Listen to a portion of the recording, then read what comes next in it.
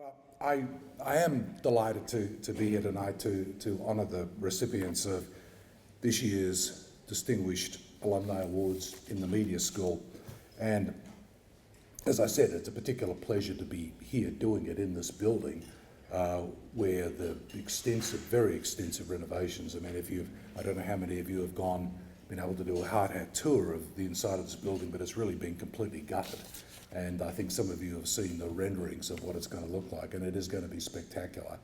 And I must say that again, personally, I'm delighted that a building that exemplifies this university's commitment to one of the most dynamic and vibrant areas of business and industry, the media, is going to be based right here at the Sample Gates at the very edge of Indiana University, as I think is a beacon to the town as well. So that I think in itself is a statement of the university's commitment.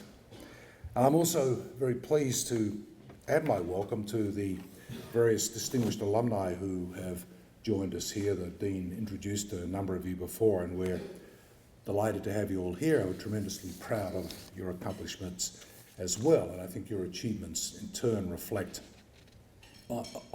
very positively on the university, and are, as just discussing with Janica, and really are an inspiration to aspiring students, of whom I know there are many here tonight, in the media school and beyond. It's also a great pleasure to be here this evening to honour the life and remarkable career of one particular alumnus, the late Michel du Cille. Michael was among the inaugural class of recipients of the Distinguished Alumni Awards, which were established in 2011 in conjunction with what was then the centennial celebration of the School of Journalism. And so before we recognise this year's recipients, in light of a tragic passing in December while on assignment in Liberia, it is fitting that we take, I think, just a few moments to honour Michael this evening. It has been said that photojournalism is a medium of urgency and social change. And Michael's career, I think, clearly illustrated this in a profound way. Michel du Cille was one of the world's most eminent photojournalists. His work, as you will see in the video tribute to be shown in a few moments, received 3 Pulitzer Prizes and brought the attention of the nation and the world to the aftermath of natural disasters, to the horrors of war, to the effects of drug addiction and disease, and to the shameful subjugation of wounded American soldiers to neglect and squalid living conditions. Michael was born in Kingston, Jamaica, and he credited his love of photography to his father, who worked as a newspaper reporter in Jamaica and then in the United States.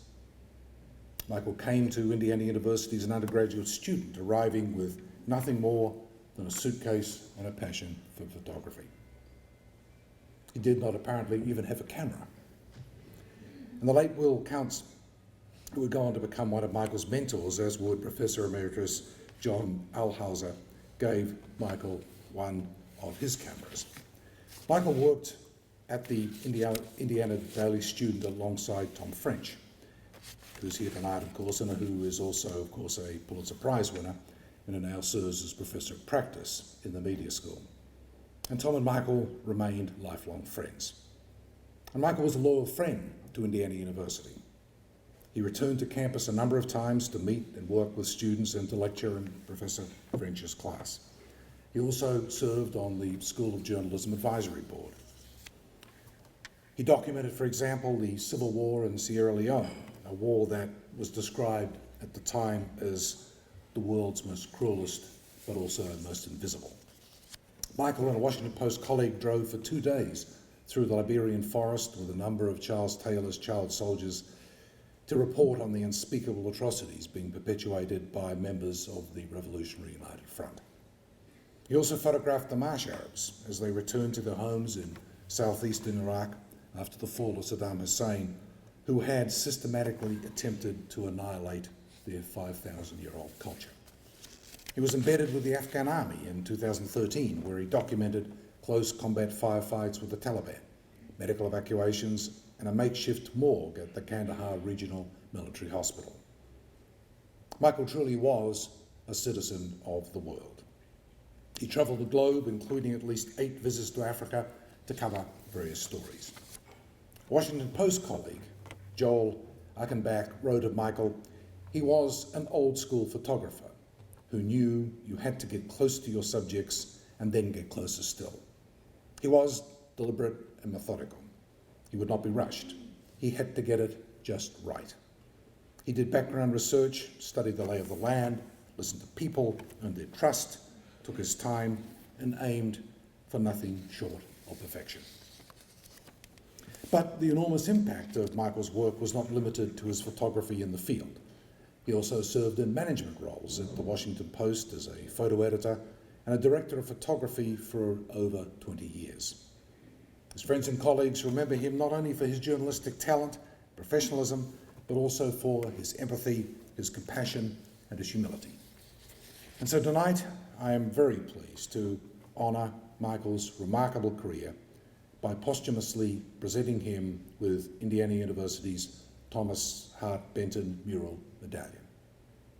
First given in 1986, the bronze medal features a representation of a portion of Thomas Hart Benton's murals depicting the social and industrial history of Indiana. The state legislature commissioned the murals for the Indiana exhibition at the 1933 Chicago World's Fair. And Benton's travels throughout Indiana for nearly 6 months to view the society and culture of the state before he began actually painting these world-famous murals were very much in the spirit of Michael's travels around the world to observe and document various peoples and cultures and events. The majority of the Benton murals, in fact, are now located in the Indiana University Auditorium, with additional panels in our magnificent cinema and also in Woodburn Hall. The reverse side of the Benton Medallion features the seal of the university. And the seal symbolises the aspirations and ideals that are the foundation of the search for knowledge. Now, I'm very pleased that Nikki Kahn, Mr. du Cille's widow, who is herself a Pulitzer Prize-winning photojournalist, is here tonight to accept the Benton Medallion on behalf of her husband, and I'd like to invite Nikki to join me on the stage.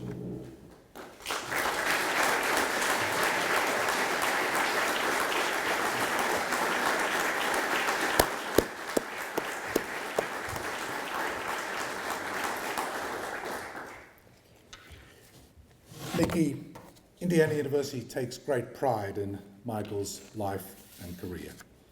And so, by virtue of the authority vested in me by the trustees of Indiana University, in recognition of your late husband's noteworthy and world-famous achievements in photojournalism over a nearly 4-decade-long career, and in gratitude for all that he did to bring the world's attention to humanitarian crises ranging from war in Sierra Leone to the Ebola epidemic, I'm privileged and honoured to posthumously present to him the Thomas Hart Benton Medallion.